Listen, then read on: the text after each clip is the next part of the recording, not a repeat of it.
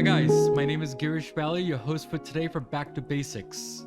We have another episode of Back to Basics on a Friday. Thank God for that. Hope you are doing very well this week. So today we have a guest, a very exciting guest, matter of fact. He's an environmentalist, he's a rock star in his field, and he does really well, and we'll get into the details of what he is, who he is, and why he is the way he is. His name is Ved Krishna, and he's about, well, you know what? We'll get into the basics when we talk to him. He's an environmentalist, guys. And Mr. Ved, how are you? And thank you for coming on Back to Basics. Thank you, Girish. Thank you for having me. Yeah. So first thing is first, before we get to the basics of your field and what you do, what does Back to Basic mean to you? That's a good question. I actually love the term back to basics because I think that is what life is about. We complicate it too much. Yes. Uh, for me, because like you've introduced me very nicely as an environmentalist, and I hope I can become one more than I being one. But it's all about for me. It's all about living in connection with the earth and living in connection with our source, which is basically where we emerge from, which is the planet that we live on. Yeah, and then sometimes we tend to forget all that, and sometimes we just need to go to the basics of why we're here in this world. And Mhm. and there's a reason why I said that is one of your TED talks, and I actually saw there was like 3-4 points regarding that, and I think one of the main questions that you mentioned was, what would you do if you could do anything? Mhm. So how do Yeah. you how do you how do you answer that question? Because that was question to you, I guess. Yes, that was my wife asking me because I was.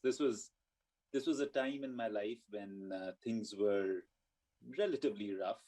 I'd gone through a divorce. My business was in financial turmoil. I'd reached a state of burnout, and my wife asked me then what would you do if there was no restrictions at all? Yeah. And what emerged at that time was that I would do something to do with nature, and I would do something to do with the earth, serving the earth. And what we realized was that I was then heading a pulp and paper company. Mm-hmm. But interestingly, all the products that we were making were about packaging. Mm. The maximum damage that was happening to the planet was through single-use plastics or packaging, and we were doing nothing about it. We were Mm. just providing a substrate. Mm. So that came well together, and I found what some would say my purpose.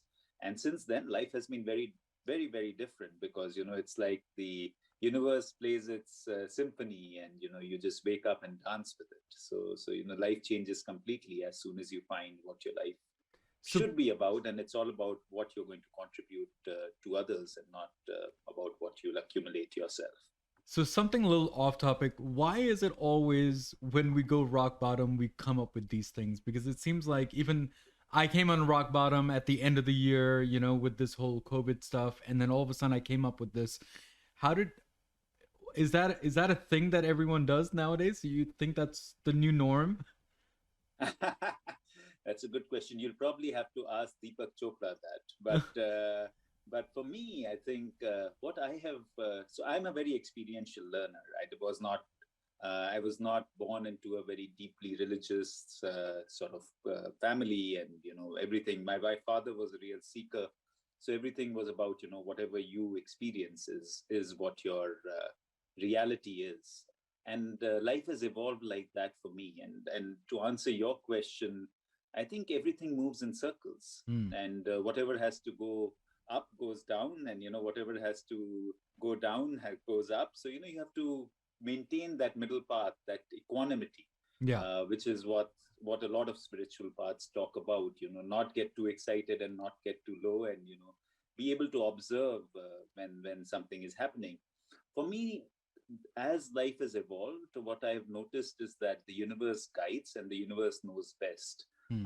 You, of course, know a famous actor called Amitabh Bachchan, Yeah. and his father was Harivansh Rai Bachchan, who was an amazing poet.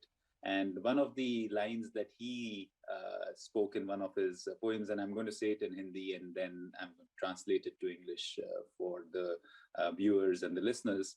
What he says is that man ka ho to acha, man ka na ho to aur bhi acha. Yeah. Which basically means that, if it happens according to your will, it's good. Yeah. But if it happens not according to your will, it's even better. That's right. Because then it's the universe's symphony playing, and you have to accept that. And that has really transformed my life. And I think that probably from my point of view answers that question. When it's not happening, something is not happening according to your will, then something better is actually about to happen. And if we start accepting that, then our anxiety is much better handled. Yeah, yeah. So I wanted to talk to you about your TED Talks, and when I kind of dissected it, it made a lot of sense to me. So can we explain to the users or listeners here of step-by-step process, if you don't mind? So I think there's like 3 images. I don't know if you see that on your screen. So can you explain one by one? Because I think the description that you gave for inside and out and the banana, which is in the middle, and the third picture there. So explain one by one, if you don't mind, because it's a amazing example that you gave in TED Talks. Mm-hmm. Okay. So for me, again, I come from the domain of packaging. Yeah. And when we look around us, we just open our eyes. It's just amazing to see how well everything is packaged in nature. Yeah. But what we do in industry is that we basically try to, there's 3 parts to producing anything, which is heat, beat, treat. So you can produce packaging or steel or sugar or textiles or chemicals. Whatever you do, you're going to use these 3 processes: heat, beat, and treat. Whereas nature doesn't do that. Nature actually grows things and takes them back into the planet. Mm-hmm. And of course, when I look at packaging in nature, I'm deeply inspired. So the first image actually talks about, you can never go wrong. You never find an orange inside a banana peel, and you never find a pea inside a peanut. So, it's from the outside, you can tell what the inside is. You don't have to brand or label or, whatever else. Yeah. Nature, of course, does numerous things. And the second image is about expiry date. You don't have to put an expiry date. Nature tells you, how the thing is. You look at a fruit or a vegetable and you see that little fungus growing and it's not to be eaten. That's something that becomes intuitive. There is an amazing unpackaging experience, and some we actually know and some we don't know. I keep learning every day. Like a simple piece of corn is so beautifully packaged, and I'm totally sort of inspired by that sort of packaging. And I used to unpeel it one by one. I don't know how you do it, Girish, but another cousin of mine taught me that you can just pull it from the center and it comes off. So it's that simple. So the unpackaging experience, as you'll realize, in many substances, and you can see a banana there and an orange there, and other products that you can think about, is amazing. So for me, the more we can align with nature and get inspired by packaging, and there's of course a lot more there, because nature uses very basic tools to build its packaging, and we can get it's again back to basics. Actually, it's collagens and cellulose, it's proteins and sugar that nature basically uses, and we can make use of that. But Ved, can I ask you a question? Is it really a big issue with that we came up with this whole thing? I mean, I guess we should not be using plastic, but a lot of people are using plastic because they're cheaper in cost, I mean. So when you're using organic stuff and the real organic stuff, natural stuff, those things, if you go on Amazon or even to the store, those are expensive. So do you think it's going to take time to train people that this is the way to go? And are the prices going to come down, do you think, from your point of view? I think everything in life, like we talked about circles, everything is about finding balance. It's just that, do you find the balance before you annihilate yourself? I think the greatest thing for the planet Earth, and I can it's not the best thing to say, would probably be the humankind going off the planet. Yeah. So if humankind goes away, the planet will thrive, actually. So it's not that, we are hurting the planet. We can't really hurt the planet. in the end we are hurting ourselves. Hmm. So, but if we coming back to what we are doing, there are two factors. It's not just the cost; it is convenience. So plastics come from petroleum, which is also a biomass. It is just a very, very old biomass. It's accumulated over hundreds and thousands, millions of years, I would say, and it's become such that you can create various substances from it. The challenge is that what we've created from it doesn't go back to the planet. It's very well engineered. There is nothing wrong with the engineering. We have multi-layered plastics, things like potato chip bags. You open a bag after 6 months and it still smells fresh and still tastes crunchy. And the food scientists have engineered it so that you want to eat more and more of it. The taste is perfect. So we have beautifully engineered it as human ingenuity goes. The challenge is that we are also hurting ourselves in the process by making things convenient. So the ideal situation still is no packaging. So why do we? And we didn't package. If you even go 100 years back, you would eat fresh. You would not eat that much packaged food, or it would be packaged just for a day. The if we just focus on improving our health, which is not eating packaged stuff, I think the earth will benefit significantly. But that is very difficult to do in today's time, so there comes the convenience. So the convenience is in eating something that has been processed and packaged. The convenience is also in being able to carry it with a lot of ease, carry a lot of weight with a lot of ease, have something that's really lightweight, stretchable, etc. The second factor which you talked about is cost. So cost is again a very, very relative statement. So cost is all about comparison. If today you did not have that plastic bag, you would not be worried about the cost. So the cost only comes in because you have something to compare it with. And that will change. There is a finite amount of raw material when it comes to plastics, I mean petroleum-based plastics, because you can create plastics from other biomass as well. You can also create plastics which is non-biodegradable from other biomasses. It's the same it's again a natural material, so it can be done. But if we look at petroleum-based plastic, they talk about petroleum only lasting till 2050. So that's not, if you look at the scheme of things, if you look at the Earth evolving over a 3.8 billion year period, that's like not even a snap of a finger, so another 30-40 years. So petroleum is not going to last long. It's always better to come back and find things before it goes off. So the prices are going to keep rising over time if you look at the spectrum. As far as compostable substances are concerned, we will have to keep evolving to make things better in terms of as convenient or even more convenient, I would say. And also look at how do we reduce costs. And it's not impossible to find things which are even lower in cost and actually even better than what plastic is.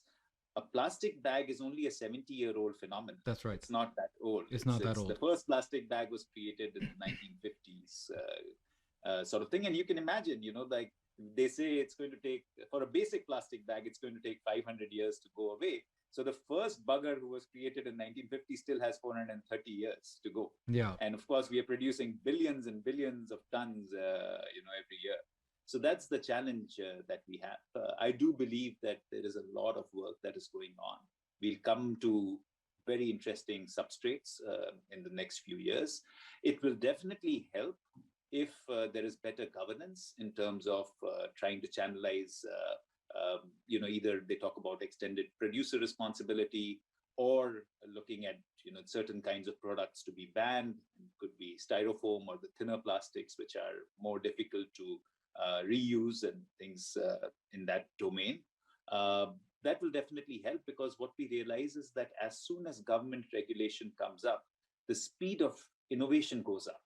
So in India, at least where our industries are, we found that our Prime Minister was going to announce. It was a well-established rumor that on 2nd October 2019, he was going to announce a plastic ban. And you should have seen the amount of activity that was happening every place we would go to, every new researcher we would talk to, there was a bunch of Indian companies that were trying to get there. They were Yeah. trying to find solutions. Yeah. But the day 2nd October passed and he did not announce the ban, and that was it. Nobody was going, everybody was back to using plastics. So, so that helps in case the government is proactive. I want to explain to the listeners here and the viewers that plastic is gonna stay here for the longest time till it goes away. But the thing is that natural is the way to go. But how do we get there? That will take time by training people, making awareness to people, trying to make sure that people understand that, you know what, you can do that in the backyard. Okay? We'll get into that as to why I say that. So, Mr. Webb, so when you explained that in one of the TED Talks, I think you said something about composting. So, does that mean, with your example, you said when a banana or an orange or an apple becomes, moldy, do you put that in the compost and then have that go into a soil and make your own organic vegetable even after that? Oh, absolutely. So the way nature is designed is to basically, so let me get a few more concepts clear. Sure. There is no such thing as recycling. We keep talking about recycling, and we feel good many times when we take a recycled product. That's right. There's only in industry, there's only one thing, which is downcycling. So you take a good quality plastic or a good quality paper, and you make a poorer quality paper from it. Yeah. Till the time that you cannot you cannot recycle it or downcycle it anymore. Nature doesn't do that. Nature upcycles. So what does upcycling mean? It actually becomes food or goes back to the earth to become manure. And that's what you say when you talk about composting. Composting is very, very simple, and it takes very little effort. You can put a little bin in your kitchen and keep putting it there. There is the Japanese systems of bokashi, which activates it even more. In a month's time, you could have a compost pit. And this is all very, very rich material. So, each food scrap that we are throwing away can actually add a lot to the land. And if we just throw it into a land dump or a collection system that takes it to a land dump, we are losing that energy, because everything in life is energy in the end. And how you utilize it, how you channelize it is what matters. So here you can take that energy source and put it into a compost bin or a compost tumbler and create compost. And, even if you're not going to grow your own vegetables, even if you throw it back to the earth or put it in a pit, it's going to help. So in throwing it together, that's the greatest harm that we do when we mix garbage in. So the more we segregate garbage at source, and of course our municipal systems also need to have the possibility of collecting and segregating and taking it to different directions, the better things would be. So yes, composting will definitely help. And, anything that we use, the more things that we can compost, the better it is. So, think about this for a second, because you know what, it bothers me a little if you think about it. We're using paper plates, but then we're killing trees to get paper plates. And then on top of that, I think that is the safest thing to do instead of plastic plates. Can you explain that? Because it's like you're killing nature to get passing away from plastic. Does that make sense? Yeah. You are getting more interesting and more in depth. So yes, I agree with you. The complexity of the issue is larger than just plastics. The first bit. So number one is where does the paper come from? So the paper is not about cutting a tree. So the image that comes to our mind is that these trees are being felled and they are being converted to paper. The first issue is actually not of felling trees. It is actually of how we are foresting. So the challenge is not, so typically, let me first remove that scenario. Yeah. There is no paper company, I would more or less put my neck on the line for this. There is no paper company probably in the world today that uses a virgin material like trees and grows less than what it cuts.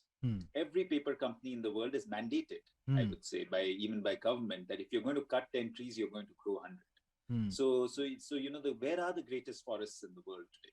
The greatest forests in the world are in Canada and in Scandinavia, where the biggest paper companies are, because the forests are actually managed by the paper companies.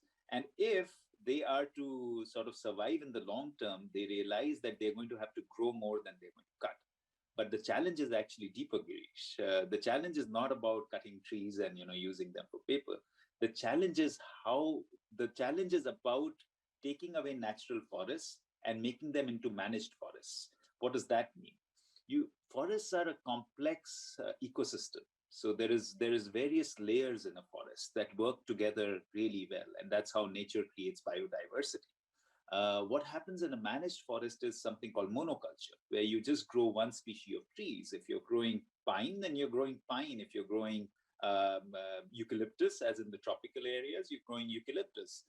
That's a challenge, because that's not how nature. That's not back to basics. The nature doesn't work like that. Nature works with each species helping each other. There is a certain balance that is always created. There's a natural balance that happens. Yeah. And we need to respect that when we actually grow substances. But that doesn't happen in industry. Industry will grow what it needs, because that's the most effective way to do it. Because even harvesting it is easy. If you're going to grow multiple layers, you're not going to be able to put your big, that's right, cutting equipment and then go through the forest. Yeah. So that's the bigger challenge. I don't think the challenge is that you're cutting trees and removing or creating deforestation. I think that in today's time does not happen, at least in any country which is a little sensible. In a place like India, where I come from, you can't even take forest wood. There is no way that the government is going to allot you forest wood. The only way is social forestry. So you actually end up growing trees where there were no trees.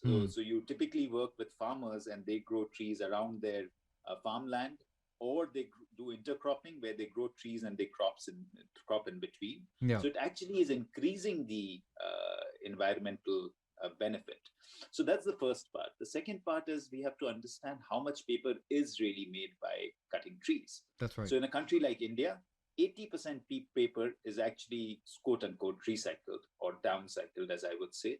So 80% of the paper is downcycled, but that's even a bigger challenge. So that's even a bigger complexity, because most of the raw material in India is being collected in the United States. So it's collected from all over the United States, segregated, piled, shipped across the world to a coastal port in India, taken from there and shipped upland into some paper mill somewhere.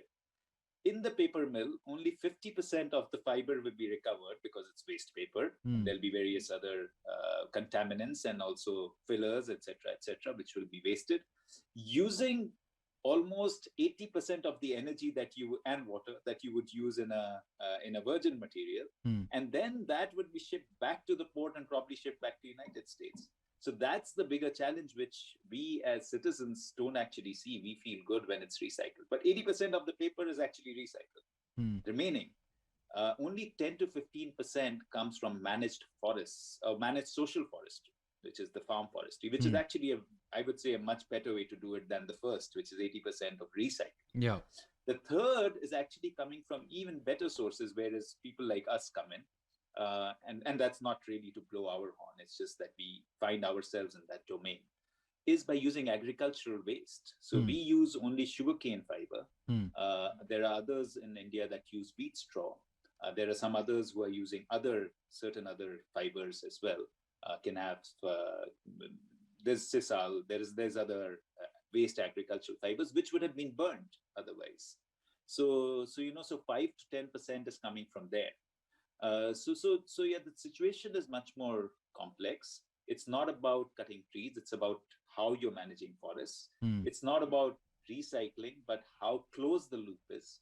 Can you collect right there, and can you recycle right there, rather than shipping it across the world and then shipping it back across the world? So those are the more nuances and complexities in the structure of the business. Oh, so I did not know about the managed trees and managed forest. So it's a good insight on that, and I'll take a look at that when I get a chance. But thanks for that insight. So, Mr. Ved, so what is your company? Why you? Why not anyone else that I'm invited to this show about environment? So what is your company all about? What, I need to explain to people what your company does.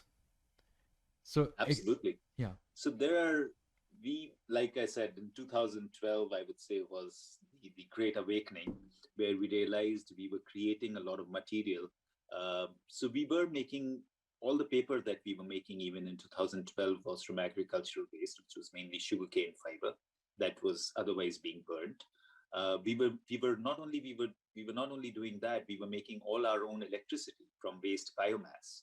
Not only that, we were actually recovering almost 95% of our cooking chemicals that we use in the process. So we were all those things, but our products were basically going into applications where we had no control. So, so most of the soap wrappers in India would be made from our paper, which meant that there would be hot melt on one side and polyethylene on the other side, which are both plastics.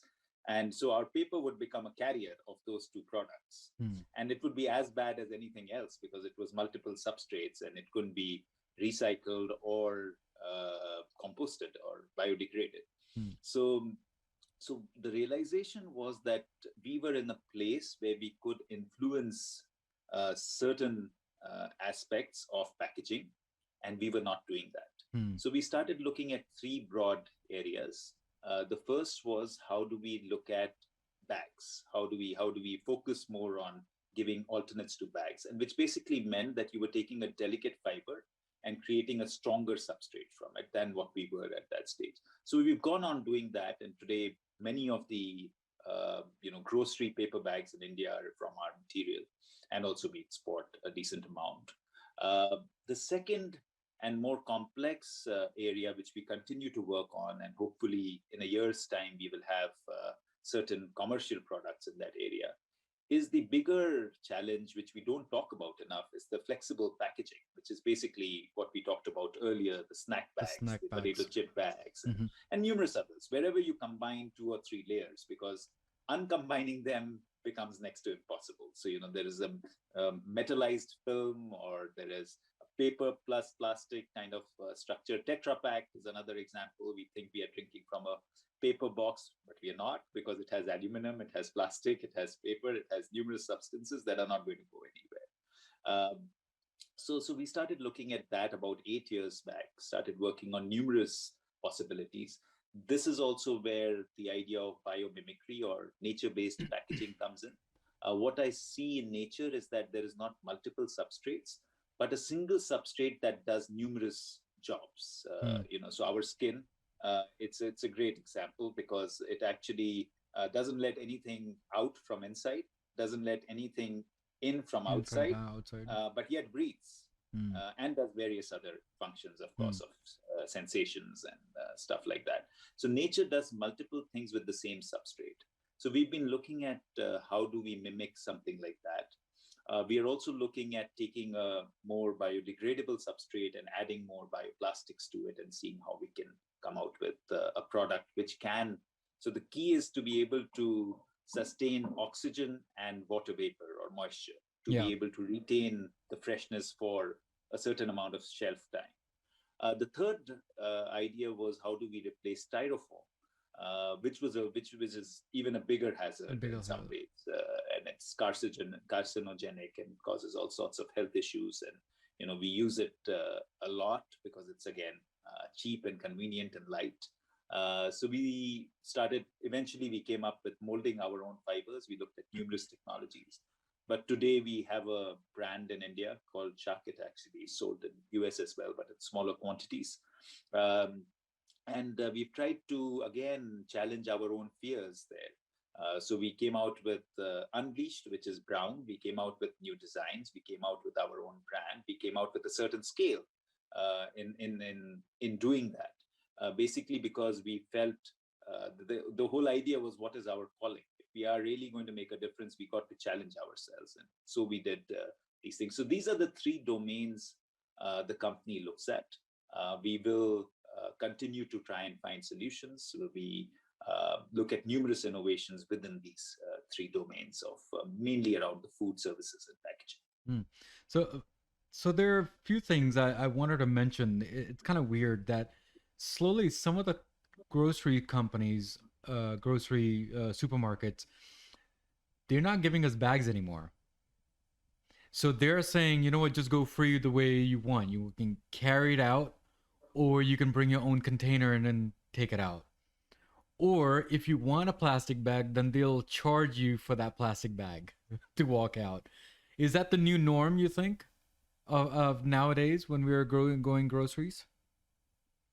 So, Girish, every little step helps. Yeah, But what you have to also realize is what is going inside that bag that that's you're right. carrying. Yeah, So, everything that you're buying in a Costco is packaged, that's right. or even in a more, I would say, a store which is more aligned to the idea of eco-friendliness, like Winco. A lot of they have a lot of bulk products, but if you look at the majority of products, they have to be packaged. So yes, we can. It's a good first step to reduce that final bag, but then everything that you're putting into that bag is still packaged. That's right. So that is also a challenge. And of course, there are organizations today which are much more aware. There's an Icelandic supermarket which has removed all single-use plastics, and everything that needs to be packaged has to be in biodegradable plastics. So that would be the way to go. But it's great that at least the first step is there, and people become more aware as they as they are either made requested to pay or provided a paper bag which is compostable. So it's definitely a good first step, but it's a good first step. It's not Yeah, the issue is much deeper. It's still an iceberg. that's right. You're That's just right. looking at the outside. I think what they're trying to do is they're trying to test us as to which angle we're going to go to, and how long can we do this for? Maybe that's what it is. Uh, so who and who or what was your inspiration to get into this? Ah, that's a good question. Ah, so I was born to two very eclectic people. So my father and my mother are very different people. So they are from India, what we would call the business community, the Jews of India, the Marwaris, Mm-hmm. but they are an anomaly. So both of them, my mother is a bungee jumper, and my father rode motorcycles for the last part of his life, Wow. and so that was the kind of household that I was brought up in. They were very. They are both. My mother continues to be. My father's not in his body anymore, but they were both very strong environmentalists. They had us spend a lot of time in nature growing up. I also went to boarding schools in India, and that meant that we were in the lap of nature. We spent a lot of time outside. So I think it's probably a culmination of factor, and it's the seeking of the soul. There was a yearning my soul was probably born with, something I'd left in my last life, and so that ultimately, it's too complex a question to answer simply. But I would say for some reason there was a yearning that I need to do more than what we are doing, and it's still very little. I would say there's a whole lot more that needs to get done. Well, there's this one line that you mentioned on TED Talks, and I think it's very clear that nature is very simple, and that's what you said on TED Talks, and it has to be very very simple. It has to be very basic. It can't be that complicated of what you were explaining. Yes, it's complicated what you're explaining, and managed, unmanaged, and paper, non-paper, and all that stuff, right? But it's really down to the basics of where it came from, how it came from, and why we're doing this. So I think I thank you for that idea of that you came up with. So there are four questions or four statements that you mentioned on TED Talks of who, you know what I'm getting at. I think, right.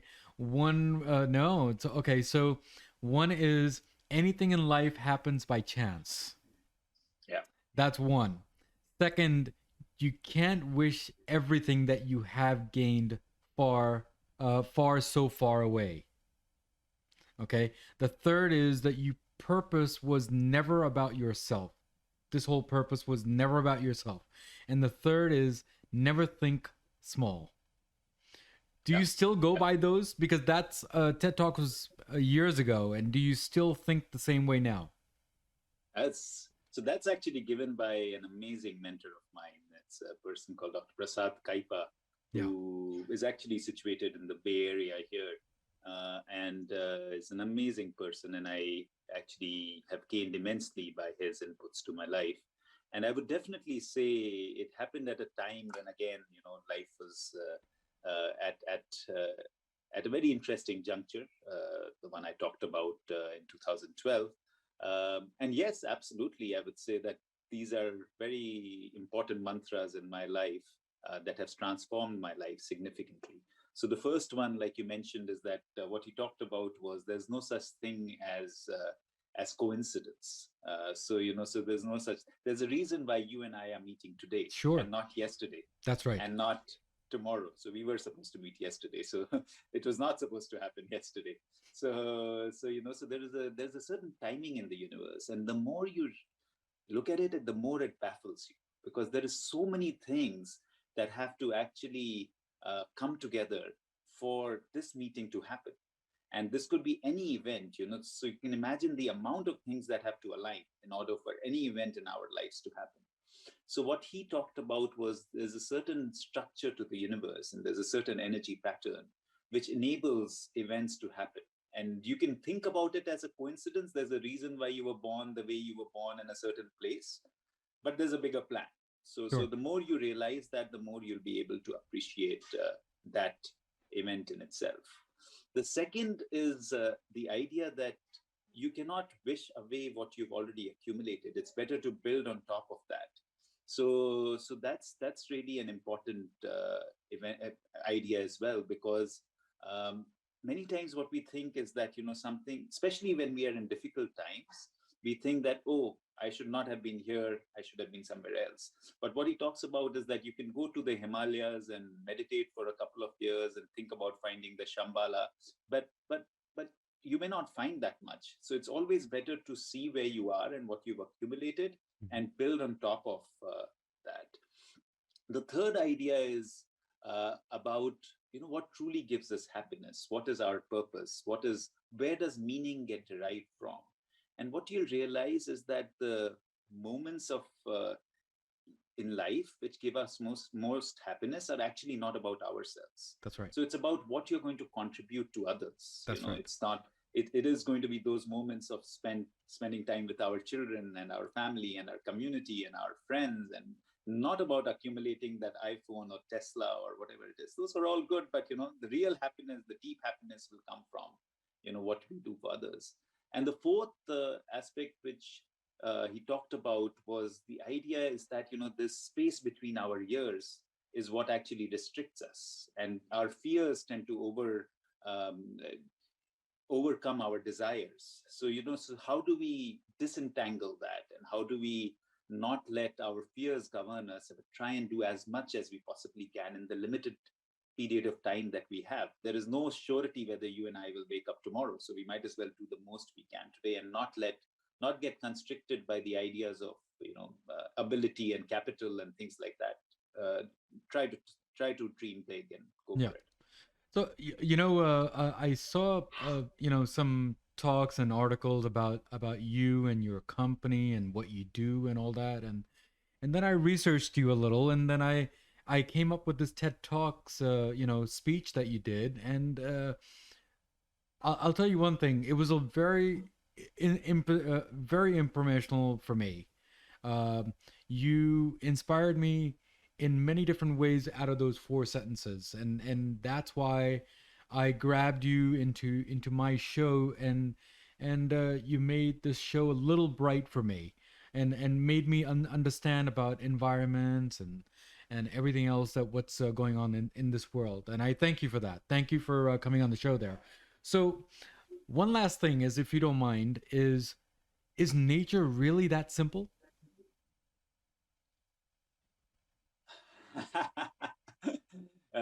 Yes and no. So the building blocks of nature are simple, but we understand very little of it. Like I recently saw a picture of the best picture that, I don't know if you've come across it, but there's a picture that has come out recently of a cell.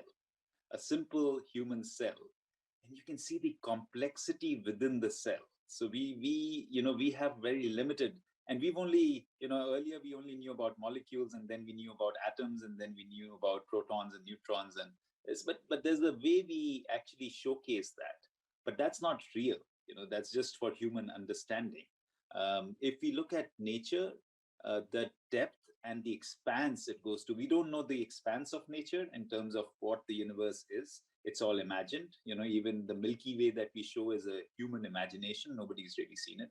And if you look at the smallest particle, of course, an atom, but even bigger, like a cell, it's so complex. However, that said, nature's building blocks are much more simple. So if you look at the table, the chemistry table, there is very few of the chemicals that nature uses. If you look at substances, it's mostly a play around minerals, proteins, and sugars that nature has. So the building blocks are simple, but what is created from there is mind-bogglingly complex. So we haven't even sort of scratched the surface, and then there is so much of inspiration. If you look at little tiny diatoms, and diatomic structures are two atoms, and if you look at the beauty of them, it's just baffling to see how complex natural substances can be. So I don't know if there's not a clear answer. There's not a clear answer. Blocks are simple. The structures are extremely complex. I think the answer that you should be saying is that nature, you always keep on learning every day. Oh, and that's what it is. I don't think there's a right and a wrong answer of it. I think it's more of learning each and every day regarding nature, or I should say our Mother Earth. I mean, that's what it is, right? Yeah. And get more connected to it. And get more connected to it. That's right. And then one last thing is, any book recommendation that you recommend for us that I want to know what type of books you read, so then you know all these answers, it looks like. Well, I have more books than I read because I tend to buy more. I get more very excited about books. But in connection with what we've been talking about, I would say a couple of books are really, really amazingly interesting. One is, of course, Cradle to Cradle by William McDonough. Mm-hmm. And that's amazing because it talks about how everything comes from nature and goes back into nature, and it should. It's a beautiful, beautiful book. The second one is a book that has really inspired me and the work that we do today is the idea of biomimicry. And it's called Biomimicry: Inspiration Through Nature. And it's by Janine Benyus. And I would say those two books I would put it on the top of my list when it comes to the topic that we are covering. And any last words before we leave today from this show? I would just the last comment that I made. So I would say that it's really important for us and our children to be connected to nature. So I would encourage anybody listening to this to spend as much time as you can out and about. Swim in those rivers, frolic in those streams, visit those forests, camp out, feel the sounds of all the beauty that is around us, the birds chirping, look at those butterflies and just observe, just take it all in. Bathe a lot in forests. It's called forest bathing. Go there and just soak it in, and nature will transform you. It will make you really connected to your source. Ved, thank you so much for coming on my show, and I'm very honored that you're on my show and made this simple or complex topic into very simple and basic terms. Thank you again. Thank you, Girish. Thank you for having me. Yeah, thank you. So guys, we spoke with Ved. We talked about the basics of what? Environment? Yeah. We talked about environment, we talked about recycling, not recycling, plastic, paper, everything we talked about. What we not talked about is the quote of the day. And I'll give you the quote of the day. The quote of the day is, I have to wear my glasses on this one because it seems like I can't read without my glasses now. Now, the quote of the day is, those who don't learn history about doomed to repeat it. The quote is most likely due to the writer and the philosopher. Now, guys, there's one thing that we always want to learn is Mother Nature. and earth and how we got here and all that stuff, right? So just keep in mind, remember, everything in life goes back to basics, and that's what we did with Mr. Ved. Guys, take care. God bless. Keep on subscribing. Good or bad, either way, it'll make my episode really bright. So, guys, God bless. See you next week. Next week's episode on Back to Basics. Avocados and strawberries and smiley faces, bananas, and all that. So, that's a very cool idea. So, where did you come up with that idea? Because socks is just, according to me, black and white or gray. And nowadays they have multicolors. And now, on top of that, you have all these other crazy stuff going on there. Yeah, I'm actually so grateful I came up with the idea. I'll give you an example of one of the customers I'm working with now, because it's an interesting way to use the socks to help them raise money. And so for me, I was running the after school sports